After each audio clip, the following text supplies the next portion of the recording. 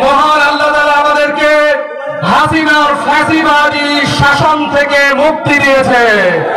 সম্মানিত উপস্থিতি, আমরা লক্ষ্য করছি ফ্যাসিবাদের পতন হলেও ফ্যাসিবাদীরা তাদের ষড়যন্ত্র থামিয়ে রাখেনি।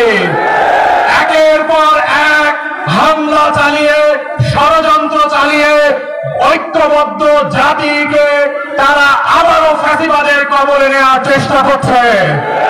আমরা হুঁশিয়ার করে বলতে চাই, জাতি আজ ঐক্যবদ্ধ।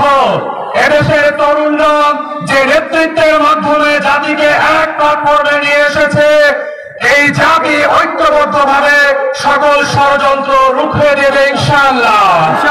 আমরা ঘোষণা করতে চাই, যারা 2000 মানুষকে হত্যা করেছে, বিগত 16 বছরে শত শত মানুষকে গুম করে হত্যা করেছে, বিগত 16 বছরে যারা বিচার বহির্ভূত হত্যার রাজত্ব কায়েম করেছে, তাদেরকে আমরা এই দেশে আর পুনর্বাসিত হতে দেব না ইনশাআল্লাহ। গুম কমিশনের রিপোর্টে আমরা ভয়াবহ তথ্য দেখতে পাই, তারা এদেশের বিরোধী মতকে দমন করার জন্য বিরোধী রাজনৈতিক নেতাদেরকে আটক করে হত্যা করত, লাশ সিমেন্টের ব্যাগের সাথে বেঁধে নদীতে নিক্ষেপ করে দিত। তারা এদেশের